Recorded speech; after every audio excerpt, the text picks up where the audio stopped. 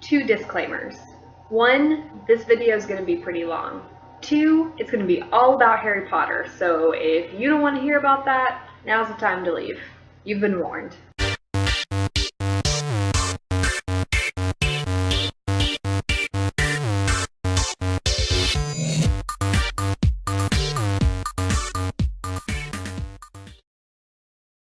If you know anything about American basketball, then you probably know that March Madness is going on right now. In honor of this season of competition and rivalry, the staff over at MuggleNet.com, which, as it sounds, is a Harry Potter fan site, have been sharing their rankings of the Harry Potter books. This got me thinking, and agonizing, about how I would rank these books that I love so much. And let me tell you, it's hard. Really hard. Picking a favorite Harry Potter book is pretty easy for me, but picking a least favorite? How do you make that kind of decision? But for the sake of you all, dear word nerds, I did it. And I'm sure that there are some things that some of you will completely disagree with, but that's the point of opinion. We all have different ones. Number one for me is Prisoner of Azkaban. Prisoner of Azkaban has been my favorite of the Harry Potter books since I started the series in 2000. I think this book really kickstarted my love of big twists. I remember just how shocked I was when I found out Sirius Black wasn't really a bad guy. I also remember just how angry I was when we first heard the story of his betrayal. 15 years later, and I still remember how this book made me feel.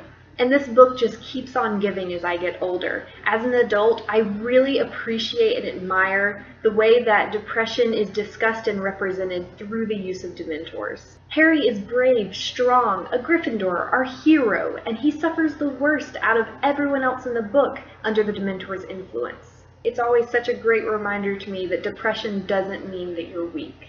Two other things that originally and continue to make this my favorite Harry Potter book. One, the time travel. I am so fascinated by time travel. I always have been, and I love the way that it's done in this book. I think this is the first book where we really get to see how good Jo is at twisting in these little tiny details to make everything make sense in the end. Second thing I love about this book, no Voldemort. Because there's no immediate threat from our big bad, the characters and the world get a chance to grow and breathe. This is the most normal year of Hogwarts that we get to see. Oliver Wood finally gets his Quidditch cup. We get to see a full season of Quidditch. I love Quidditch. Harry learns more about his past. The students finally get their enthusiastic, warm-hearted, all-around good guy Defense Against the Dark Arts teacher. It's about time. So after I pick my favorite, it starts to get hard for me. Number two for me is the HalfBlood Prince. This is the trio's and our last year at Hogwarts. This fact makes me love this book and hate this book all at the same time. I loved learning about the Horcruxes in this one. This book really showed us how much Jo had been planning this series from the beginning. The diary, the fact that Voldemort didn't completely die that day in Godric's Hollow. The whole story starts to make more sense in this book. Also, that scene with Dumbledore and Draco in the tower at the end gets me every dang time. I'm a huge Draco fan, and he gets some great and slightly overdue character development in this book. Ron and Hermione get some great romantic tension, yes. Also, Weasley's Wizard Wheezes. I love that part. Leads me to one of my few negative points against this book, which is not nearly enough Fred and George. I mean, I understand why they're not in it very much, but I miss them. The only other thing I really have against this book is that Harry and Ginny get together in this one. I'm still not really a fan of that relationship, sorry guys. Number three, Deathly Hallows. Maybe this book involves a lot of camping and wandering around, but it also explores some mature and important themes in a thoughtful and beautiful way that's still accessible to fairly young people. Death, family, friendship, betrayal, loss, pride, and humility. Harry and the gang are really brought to their lowest lows in the Deathly Hallows. Jo brings them through this book bruised, aching, and lost, but they're never broken. Scenes that get me. Ron leaving. Ron coming back. Godric's Hollow. Dudley's final scene. Hedwig and Dobby's deaths. Harry's argument with Lupin. And Dumbledore's story. Oh, Dumbledore. The one problem I have with this book? The epilogue. Although I do love All Was Well as the last line. That was perfect. Number four, Order of the Phoenix. This book gave us Luna. It also gave us Umbridge. It has the most beautiful cover of all the American books. I still get chills when I look at it. It was the first Harry Potter book I had to wait for, and the first one I bought at midnight, so it has a lot of sentimental value for me. I remember scouting the internet for new details, hints, and theories. I remember when the blurbs and the cover were released. I remember waiting as my parents' slow dial-up internet loaded the picture of the cover, little bit by little bit. One of the MuggleNet writers described this book as aging like a good wine. I couldn't agree more. At one point, this was my least favorite Harry Potter book. Now it's one of my favorites.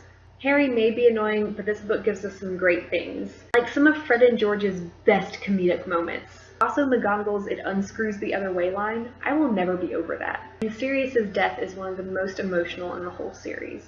Whew, this video is getting long. 5. Chamber of Secrets. Honestly, this book mostly goes in the next place for me for sentimental reasons. It's the book that I've read the most times.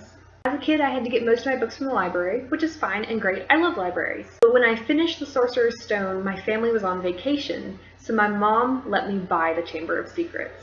For a few years, this was the only Harry Potter book that I owned my own copy, so I read it a lot.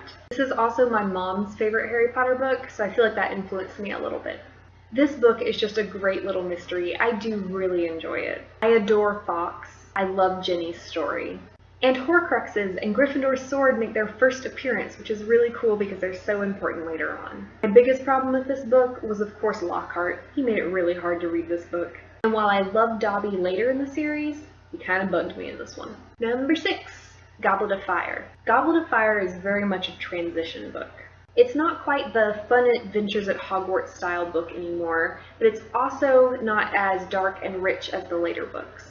That being said, it is a great transition book, and I love the expanding of the wizarding world that happens in it. The Quidditch World Cup is admittedly one of my favorite parts of the whole series. But alas, outside of those 1 or 2 chapters, there's no more Quidditch in the whole book. That hurts my heart. Also, Ron and Harry's fight lasted a little bit too long for me. The twist with Moody is awesome. Hermione catching Rita Skeeter and starting Spew. I love Hermione. Go Hermione. I feel like she really starts to grow into her own in this book. Honestly, there isn't much wrong with this book. I just feel like there are other books that offer more.